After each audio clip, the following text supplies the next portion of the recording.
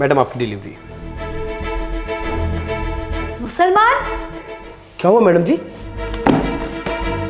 क्या हो गया? तुम्हें पता भी है इसके अंदर क्या है? क्या था मैडम जी? इसके अंदर पूजा का सामान था और तुमने सारा अशुद्ध कर दिया।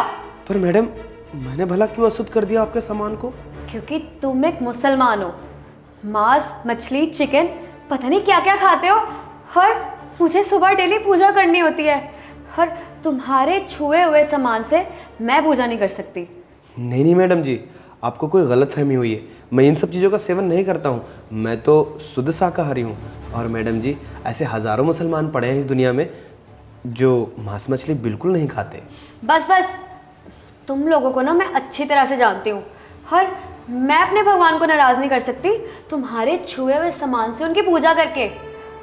जाओ यहाँ से अब। अच्छा मैडम जी, मैं चला जाऊँगा, पर एक बात का मुझे जवाब दे दीजिए, आपके भगवान जी और मेरे अल्लाह क्या अलग अलग हैं? हाँ, ऑफ कोर्स अलग अलग है। मेरे भगवान और तुम्हारे अल्लाह अलग अलग हैं। तुम्हें दिखाई नहीं देता हो? दिखाई भी कैसे देगा, क्योंकि तुम्हें तो देखना सिखाया नहीं जाता सही से।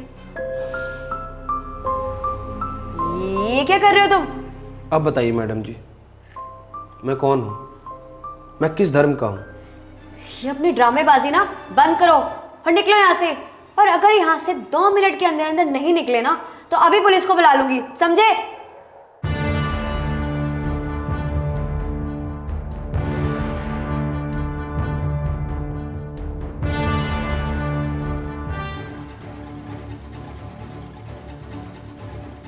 अरे क्या हुआ?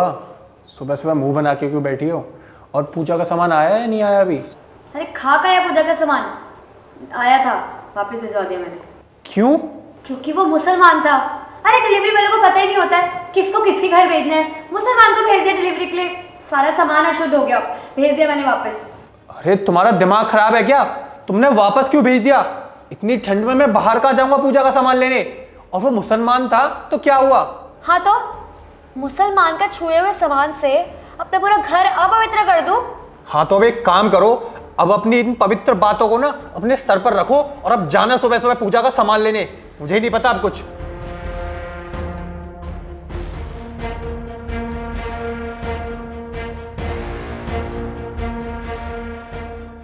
ओह शिट यार, एक तो ऑफिस से इतना लेट हो गई हूँ, कोई कैब भी नहीं हो रही है, और ये मेरे पति फ़ोन उठाने का नाम ही नहीं ले रहे हैं।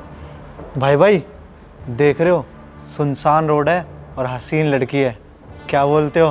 तू सही कह रहा है, बड़े दिनों बाद सुनसान रास्ते पे अकेली लड़की दिखी है।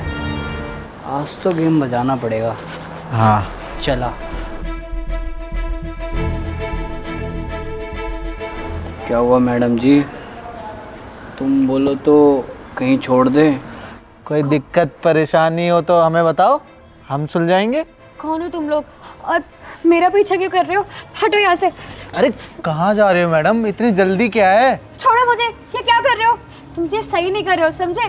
अरे छोड़ दे भाई मैडम को, मैडम के हाथ बड़े नाजुक है, लचक वचक आ गई ना तो दिक्कत हो जाएगी। क्या हुआ बहन? और ये दोनों लड़के कौन हैं? अरे बहन बताना, ये दोनों हैं कौन? तुम ही दोनों बता दो भाई, कौन हो?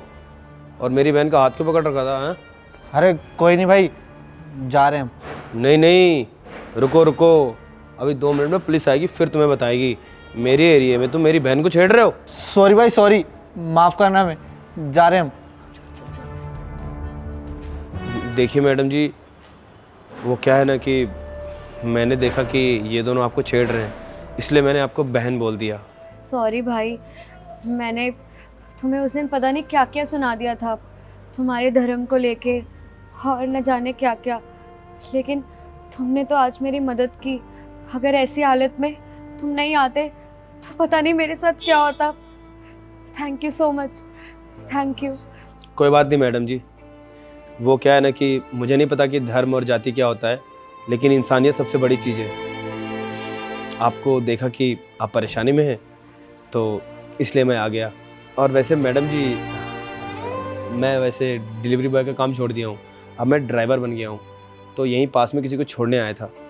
अगर आपको कोई एतराज़ ना हो तो आप मेरे साथ चल सकती हो, मैं आपको ड्रॉप कर दूँगा।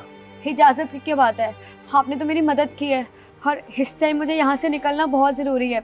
आप मुझे छोड़ दीजिए, मैं आपको कुछ पैसे भी दे दूँगी भाईजान। चलिए।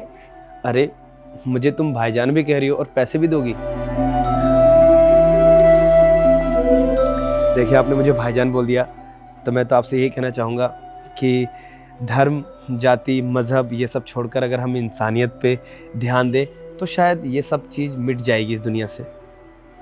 चलो बहन।